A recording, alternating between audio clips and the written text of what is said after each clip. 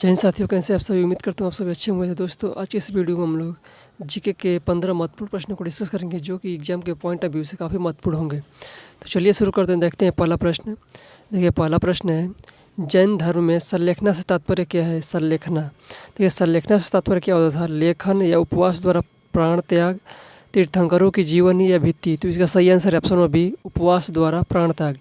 यानी कि जैन धर्म जो संलेखना का अर्थ होता है वो इसमें होता क्या था कि जिसको भी अपना प्राण त्यागना होता था वो पहाड़ों पर चला जाता था और अपने आप को एक कमरे में बंद करके अपने भूख प्यास मतलब बिना खाए पिए क्या कर लेता था, अपने बंद कर लेता था और धीरे धीरे अपना प्राण त्याग देता था।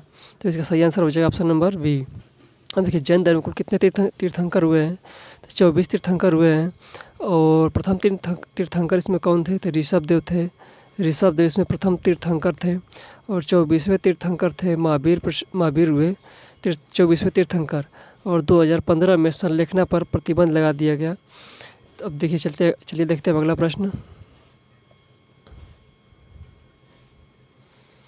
देखिए, अगला प्रश्न है, बुद्ध ने अपना अंतिम उपदेश निम्नलिखित में से किस शिष्य को दिया था। आनंद को, सारिपुत्र, सुभद्र या उपाली को। तो इसका सही आंसर है ऑप्शन नंबर सी, सुभद्र को दिया था। बुद्ध ने अपना अंतिम उपदेश जो दिया था सुभद्र को दिया था। देखिए, अब महात्मा बुद्ध का जन्म कब हुआ था।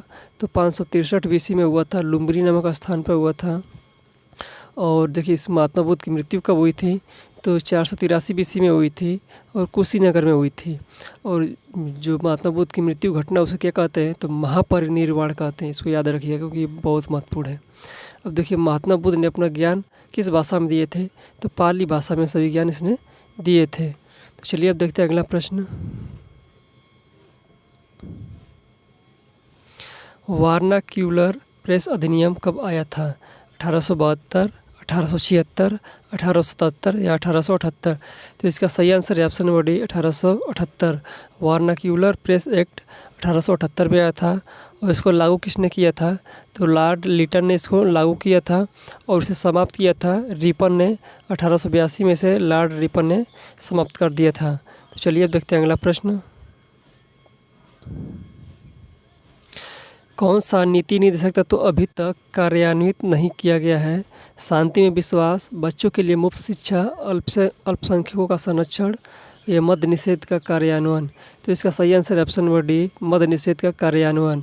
अब देखिए, राज्य के नीति निर्देशक किस भाग संविधान में किस भाग में उल्लेख किया गया है। तो भाग 4 में। और किस अनुच्छेद में पूछे तो अनुच्छेद 36 से 51 तक इसका उल्लेख मिलता है। तो चलिए अब देखते हैं अगला प्रश्न।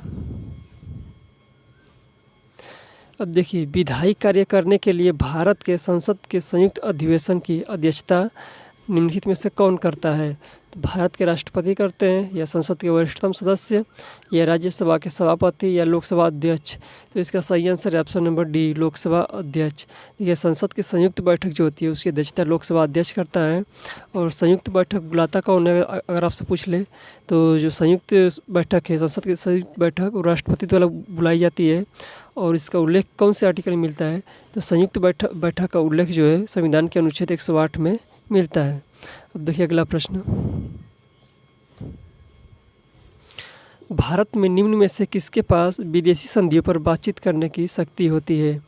संसद के पास, राष्ट्रपति के पास, प्रधानमंत्री के पास या लोकसभा अध्यक्ष के पास। तो इसका सही आंसर है ऑप्शन नंबर बी, राष्ट्रपति। यानी कि भारत में विदेशी संधियों पर बातचीत करने की शक्ति जो है राष्ट्रपति के पास होती है।